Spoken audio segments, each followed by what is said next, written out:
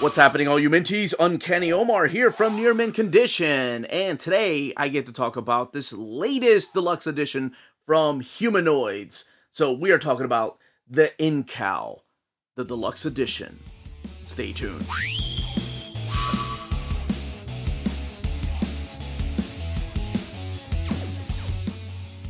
And welcome back, everybody. So what we're looking at here is the latest incarnation of the Incal, the Deluxe Edition. This is published by Humanoids, and before going any further, I do want to thank the folks at Humanoids for sending us a copy of this Slipcase Deluxe Edition. So this is Alejandro Jodorowsky's and Moebius's masterpiece. To a lot of the comic book community, this is regarded as one of the best, if not the very best, graphic novel story ever told. And we're going to talk a little bit about the story here in a second, but first let's look at this right here. Feels like a box set. This does come shrink wrapped in plastic, and it has its own, holding that upside down of course, little leaflet right here, which you all know I love keeping these things somewhere. Discovered a sci-fi masterpiece, the Incal, in its ultimate form, which I do believe this is the best way to see the story, because it's in oversized format, as the original magazines were in oversized format. Here is Humanoids, the ISBN down there, and the book this time around retailing for $149.99. So it is a slipcase. So this is a really unique design. Actually, before we take it out, I do want to compare it to the previous slipcase. This is the one that came out in 2019, and I've done an overview of on the channel. And it was limited to 1,500 copies. This time around, this is just no limits. It's, well, I don't want to say unlimited, because eventually they will run out of printings, but just to kind of give you an idea of what it looks like. This one here on the spine has Jodorowsky and Moebius, the Incal. Really interesting to see the different way people pronounce that word.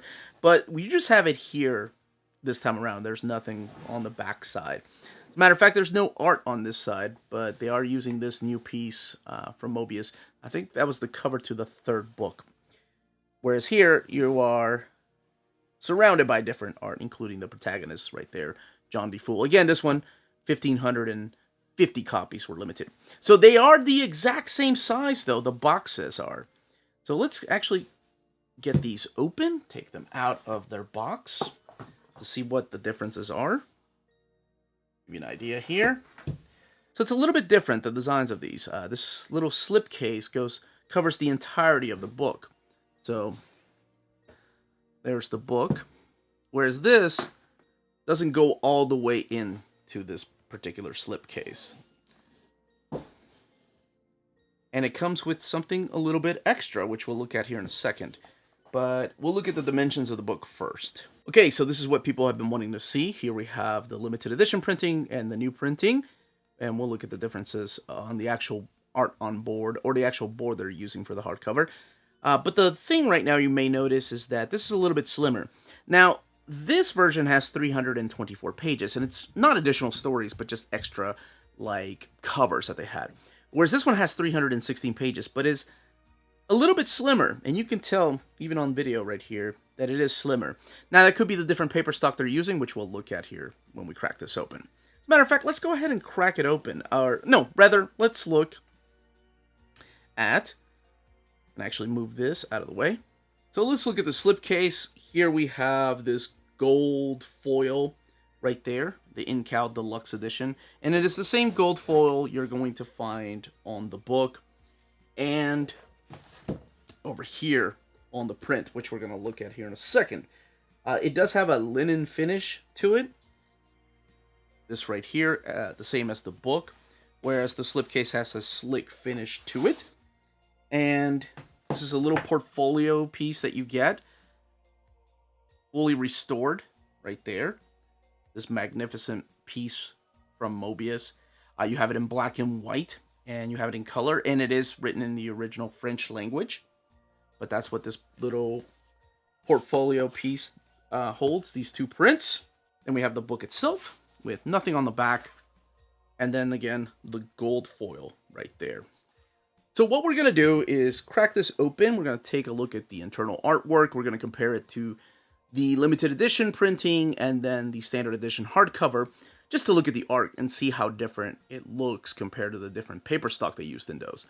And of course, give you a little premise as to what this masterpiece, and of course, give you a little bit of a premise as to what the story is. But that might be a little bit hard to do since this book is really difficult to talk about. But let's go ahead and jump in. Okay, so let's crack this open. We have some green end paper there. And the Incal, the Deluxe Edition Humanoids. Again, this one is not limited. Here we have a foreword by Mark Waid, and I'll just summarize it as buckle up and enjoy the ride, because that's the way to read this book.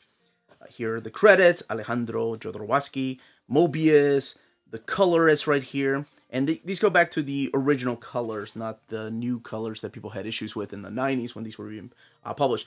Sasha Watton and Justin Kelly are the translators, and here's the English team and the French team, and kicking it off with The Black Incal. So this story is regarded by a lot of people as one of the best graphic novels ever made. And some of those people have done forwards before for the different hardcovers. We have Brian Michael Bendis, I think Kurt Busiek, some directors, of course, and Mark Waid in this latest incarnation. So I'm sure Incal is one of those books that you've heard about. I'm sure Moebius is a name that you've heard about. On my channel, for the last couple of years, I've pushed a lot of European comics, and they are different to read. The one thing I want to say is that this is mature content. There are a lot of mature themes. It's not for the sake of being edgy. The sexual content that's in here is actually part of the story. So let's talk about a little bit of the story. What exactly is the Incal? And then I'll talk about the inspirations and, of course, the build of this. But we meet this character who's a detective, and not a really good one, named John the Fool. And he is being thrown over a building. I love this piece. What an introduction. Now, lucky for him, he ends up getting caught by the police, landing in a police cruiser. So they take him to jail and they start questioning him there about a possession of something that he may have. And the possession is kind of like this MacGuffin. It's this Incal that he is said to have, and he denies it. He doesn't have the Incal. But later on you find out that he kind of did have the Incal, and that's what these group of people are after. They're all after the Incal. And holy crap, does this start off as something so simple and gets to be this big freaking story that I think some people have referred to this as a masterpiece that encompasses everything you love about science fiction and fantasy, and encompasses elements of neo-spiritual existentialism. And wow, to me it feels like a grand adventure. And it's all about really questioning yourself and this journey that you go on through life. You know, Jodo himself has been stated as borrowing a lot of elements from things like Dune and using them for here, but doing something a little bit different with that. And then he talked about the actual inspiration for this was a dream that he had about these two pyramids. You have the black Incal and the light Incal. And how this dream kind of inspired him to write this story. But yes, I do agree with all that. This is one of the greatest science fiction stories ever. Whether it's movies or prose or actual graphic novels. But all I'm going to say is, be ready for a LSD trip without actually taking any drugs. Because buckle up and just go along with the ride is exactly how you need to read this. You don't need to stop and think about each page, which you'll want to. You'll want to know about these characters, and you'll want to try to figure out what exactly these things mean. You have the characters of Depot in here, this bird that gained the ability to talk because of the Incal. You have one of the greatest characters ever created, so much so that he spun out into his own series. This is one of the Meta Barons. This is the Bounty Hunter. Here we have the characters of the Techno Priest being introduced here, which later on will have their own ongoing series. Megaplex is a part of all of this. So this is definitely world building in a freaking psychedelic way, and I love every minute of it. And the older I get, the more I appreciate crazy stories like this, because they're special and they're far and few in between. I think Grant Morrison, but a lot crazier, is the best way I can describe this. And I can completely understand and respect the people that are like, none of this makes any sense. This was such a boring story. I don't like any of the characters. I don't like the dialogue, because if you sit back and look at the dialogue and look at some of the characters like John D. Fool, not the greatest protagonist. Kind of annoying, honestly. And the dialogue is kind of bad at times. But if you experience this as a whole, and I guess maybe depending on where you are in life, my goodness, this is one of the greatest stories ever. And it will mean so much more to you. I think I was in my 30s when I finally understood the beauty of not just the story, but also Moebius. And now that I'm 44 years old, I was asked a couple of, it's been maybe a year now, who I would put in my Mount Rushmore of comic book artists. And that is such a hard question, because I have to go with classic art, right? I can't just stick to people's art that I enjoy nowadays. I mean, I could, it's my own choice. But if I have to give credit where credit is due, then of course I would have to go with people like Osamu Tezuka or Jack Kirby, Will Eisner. You know, people that pioneered their own art styles and techniques that people have just drawn inspiration from. And the fourth person on that Mount Rushmore would definitely have to be Gerard Moebius. Absolutely. The mechanics, the settings, the character designs, the insanity to each of these panels sometimes. Man, it's just crazy. And to think about that he had a big part to play in this, because we always think of Jodo as being the big storyteller when it comes to him, because this is what he wanted to do with his movie Dune, and I'm sure most of you have seen that documentary about Jodo's Dune. But Moebius was a big player in this. You know, it starts off with June the Fool. Starts off with the simple story of John the Fool finding the Incal, and then it escalates before you know it to, holy crap, this is a battle between good and evil. It is one thing happening after another, and then you get thrown into this intergalactic religion, and then you start asking, you know, what is being human? What is self-worth? I think it's such a interesting look at what a graphic novel can do. It is absolutely beautiful to see the flow of each panel. It's almost like they're writing beautiful music together, both Jodo and Moebius. And one cannot do it without the other. There's so many plot twists and turns that you don't stop to think about what just happened. Did somebody just die? Or are they coming back to life? What exactly is this? It's a beautiful treat for the eyes. That is what I will say. Let me just show you a couple more crazy panels. Man, the amount of detail. This is why I think it really belongs in an oversized format. I'll do a comparison to the standard size hardcover, which is the way that I suggest reading it first. So, you know, not spending $149 to see if it is up your alley. Because I realize, and I've said this for years, that European graphic novel storytelling is not for everybody. It's definitely takes some getting used to. And I think most people that are familiar with the Western stories are probably familiar with Moebius's art because of Silver Surfer Parable, for example. He did that particular story. He did a couple things here and there. He was a big fan of manga and anime as well. Dude, and there's so many crazy characters that show up through here. You know, I just talked about John D. Fool and Depot and the Meta Baron, but there's also the Anima and her sister Tanata, who, you know, one of them has these giant rats. There's Kill Wolfhead. Yes, that's his actual name. And there's even the secret of who Soliel is, or Saloon, depending on where you read it first. But that's pretty much the basic premise of what the Incal is. A character that kind of looks like Fry from Futurama. Maybe that's who Fry is based on because of the red jacket and the blue jeans, and kind of an idiot. That stumbles upon this MacGuffin, and all these groups of people want this MacGuffin back.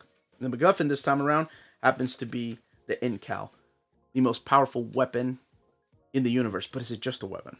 And that's pretty much it. All right, let's compare it to the standard size hardcover. We'll look at the artwork. This is a page I compared to the black and white Incal, which is gorgeous all on its own, but here's what it looks like in the two different printings. You see, of course, a lot more details with the mechanics here than you do here, and this is just pretty much a black and white image, if you will, with the colors thrown in. But it's just so beautiful to look at. But let's do a comparison with the next page, because that again shows a lot more details here. Even the colors are different. They're darker here in the new printing than the standard edition hardcover. The paper stock is very similar, though. It is this glossy paper that they're using for both of them. Let's actually look at a couple of more pages like this one here. It's beautiful intergalactic. Actually, I want to do this one. This one always reminds me of Robot Carnival. This machine down here, which obviously you can tell a lot more details. Not just with the mechanics here, but also with just the rubble that it leaves behind. So, yeah, I mentioned Robot Carnival, but there are a lot of other stories that I think got inspiration from this. Not just Fifth Element or I guess, well, this guy gathered inspiration from Dune, but there's a couple of other things. Let's go back to the beginning, actually, to look at and talk about this scene right here and just do a comparison. So, the limited deluxe edition that came out in 2019 has this thick matte paper, whereas this new printing of the deluxe edition that is not limited is using glossy stock paper, kind of like what they did in the classic collection hardcover. So this right here always reminds me, when rewatching Star Wars with my kids last year, of Episode 2, when Anakin jumps from one of the little ships they're on and he ends up landing in another ship. So, yeah, I think a lot of stories drew a lot of inspiration from here. Now, the colors. So, the colors definitely are a lot more vibrant in the glossy paper. Not that they're bad here in this edition, of course, but they're definitely more vibrant and they stand out more. Could be that because the paper stock they're using absorbs those colors better than here.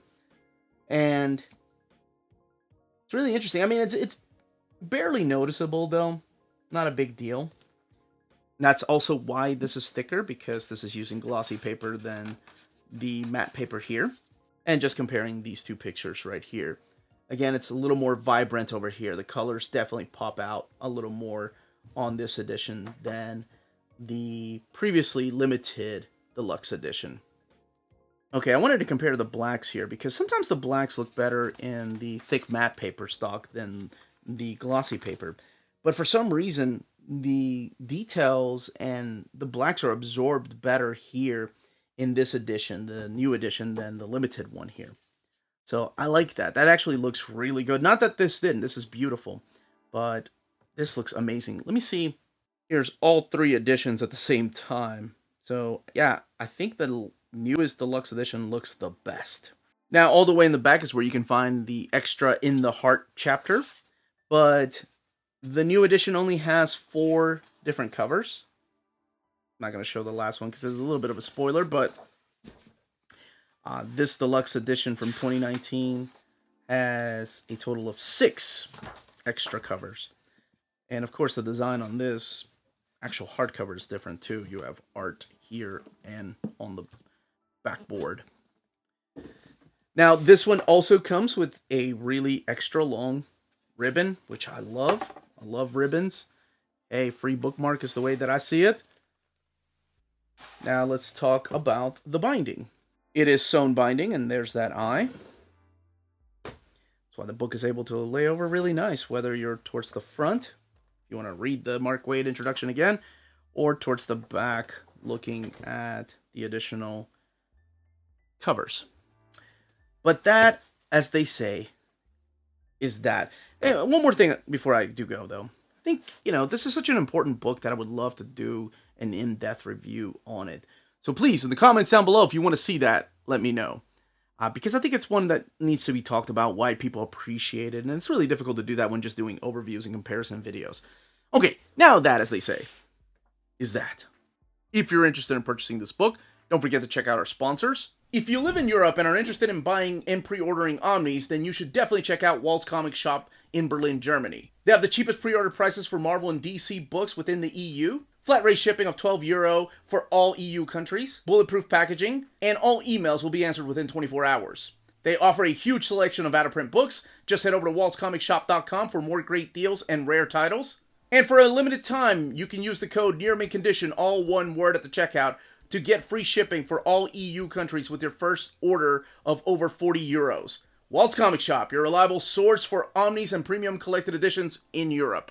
CheapGraphicNovels.com, your online home for graphic novels and collected editions up to 50% off cover price. They have excellent shipping and prompt and helpful service. Check out their bargain deals for up to 90% off cover price. And don't forget that CGN also takes pre-orders. That way you don't miss out on the hottest releases. And they are currently running a special promotion for you Minties. If you're a first-time customer, after receiving your order confirmation email, reply back to that email and let them know Near Mint Condition sent you their way. They will then apply a free shipping promotional credit to your next order in the US. Cheap Graphic Novels, your source for the hottest books with the kind of deep discount, quality shipping, and customer service that will keep you coming back for more. That was the content, the build, and the comparison to the other previously limited edition, deluxe edition, and of course the standard edition hardcover. Let me know in the comments down below if you are picking this up in case you miss the one from 2019, or if you're picking this up because of hearsay that it's one of the greatest stories, or if you've read this so many times that you need to own it in oversized format. If you have any questions, leave your questions down below. Don't forget to smash that like button, subscribe, and ring that bell for notifications. Everyone stay healthy and safe out there. Much love.